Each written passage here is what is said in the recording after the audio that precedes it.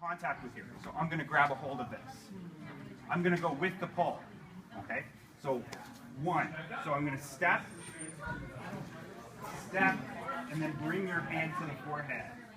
Okay? So this hand right here at that whole time. So the moment he grabs me, I'm going to open my fingers so that, have you practiced unbendable arm, or has anybody ever heard of that? Okay, that's something we'll go over a little bit at. So I'm going to go with this flow. So 1, 2, and then underneath. You don't have to shoulder or anything else. So as I go, I want to be in a nice natural stance. And then we're going to go straight down.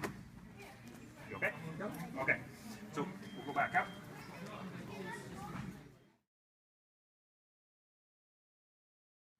So think this is your fighting stance. We just want to modify it a little bit so my hips are square. This may be a little bit counterintuitive to you just to start with. It might feel a little bit funny, but everything in Aikido, even though you see it's our hands grabbing a hold of people, it's our hips that are actually doing all of this movement. It's our hips that are where all that power is derived from. So from the grab again, so I don't lose contact, I'm going to hold his wrist and even pull it into my hand if I need to. As you pull, I'm going to go with the pull. So as I do this, if you can see here, I'm going to pull you a bit out of alignment. I'm going to rotate his wrist. What I'm doing is, I'm disrupting his shoulder and actually kind of locking out his shoulder up here. So as we go through it, when you're practicing, as a safety note, whoever is uke, make sure you keep your elbow close to your ear. The further out it goes, the more pressure you're going to put on your rotator cuff. Okay? Hand up to the forehead, underneath, and then I want to be back into this nice normal position. So we don't want our arms outstretched. We don't want to be too close in. We want to be nice and normal. So nice and normal for us should be extremely uncomfortable for your partner. So from here, these aren't really super soft mats, so we won't throw, but you can throw. You can drive them straight down into the mat. So you could just stay down for a second. So the pin that we want to do, I want to be nice and tight.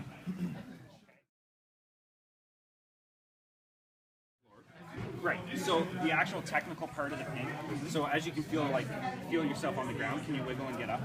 Like, go ahead and try. So there, he's getting up on his own. So to stop that, like you can, a lot of times, this is the technique. Are you able to bend your wrist? Let's go. That's as much as it goes? Okay. So sometimes people try to get this part of the hand flat against it.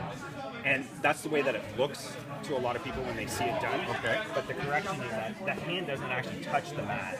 You're spiraling it back into them. So do you feel the difference? Oh yeah. So try to get up. So do you feel pressure? Yeah. If I just hold it like this, it shouldn't be painful. It should be pressure to remind you that you shouldn't get up. And the moment he tries to get up, he puts the lock on himself. Awesome. So. Okay.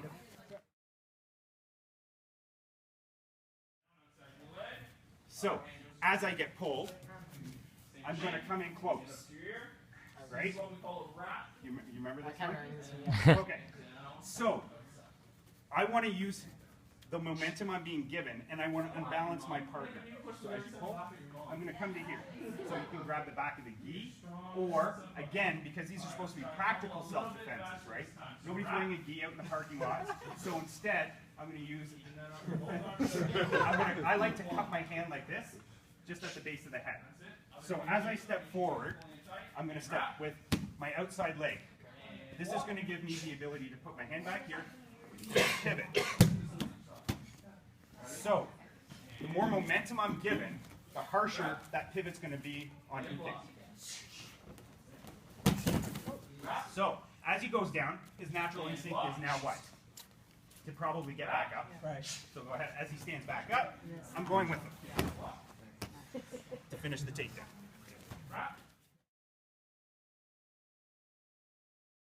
So, as you get pulled, it's like a second level. You're going to come. You don't have to go all the way down. You may not go down, right? So as you come to here, your opponent's still going to want to stand. As they stand, you're going to let them. This hand is going to rise. So the motion that you're going to get is this. So you're going to just kind of turn you a bit. So, as he's coming back up, his hand's coming up here, and you see in the mirror, a hand on this small of the back, right into this hip is great. You'll lock out the spine. So which way do you feel like you're going to fall? Right. So you feel like you're coming back into this corner. So where should I throw him? I want to throw him that way. So I'm going to take a big step in that direction as I bring my arm down, like that.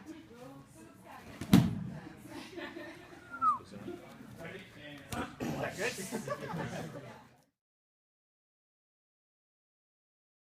As Josh pulls, I take that step. So depending on how big the step is, I want him off balance as well, right?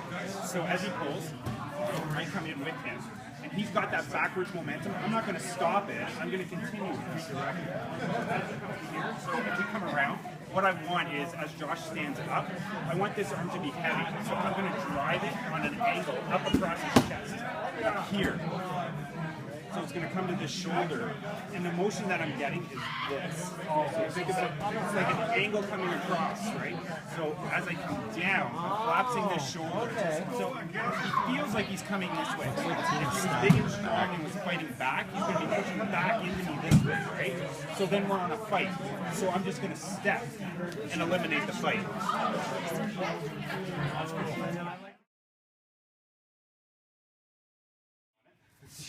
You good with the break ball? Yes, sir. And go. Down. We're going to do one more set of these. So he thinks he's falling back. Yes. A nice tight grip. This, you may have seen a slight variation to this. It's called Nikajo. I think you call it a deadlock. You do a compression in karate. Okay, so it's very similar.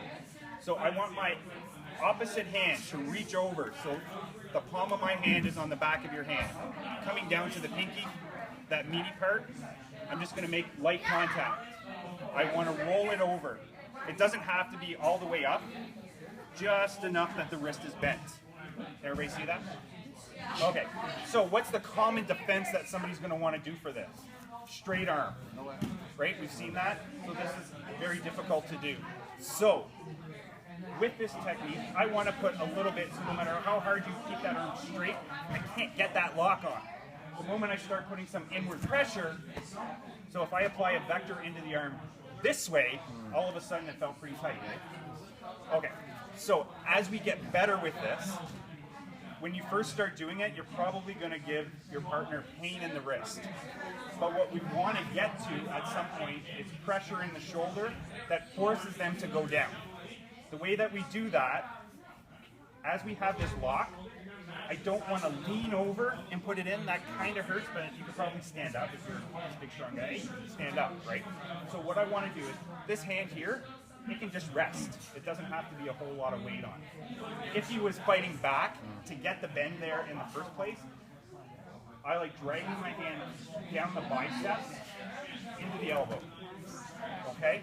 So he's already started to move down because he feels the lock coming on. So think now, everything in Aikido I said is with the hips. So I want to keep my posture. So my back is straight, I'm at a comfortable position, my hands aren't too far out, I'm not too compressed in, okay? So I want to drive down on an angle into his center with mine. So my hips are going to come forward, okay? Yeah. Okay. So that's the lock. So as he grabs, over, a little bit of pressure on the inside, and this is the hardest part for you to get, and it's going to take some practice because it's very subtle. But it's the hips coming down on an angle. I'm not pushing down, I'm not just taking a step, I'm actually driving it. So tell me if you can feel a difference between this, no, and this. Second one's a little... Yes. So once you have your partner down, you're at risk. I mean, he could technically try to fight back. He could try to punch you in the balls. Whatever. Yeah, that's not so the way that so your takedown, because you still have the lock here. I'll come to the elbow, and I can just rotate him out. Okay. And then we can leave him down on the ground.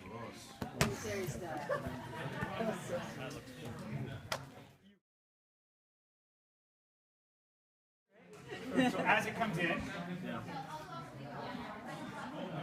punch back, whatever you need to do. Now you've got your lock down.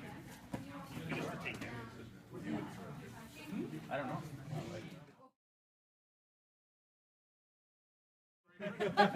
So, depending on your particular environment, obviously any kind of takedown that we do, having your opponent face down is much better than having them on their back, right? So, having them face down is where I want them to be.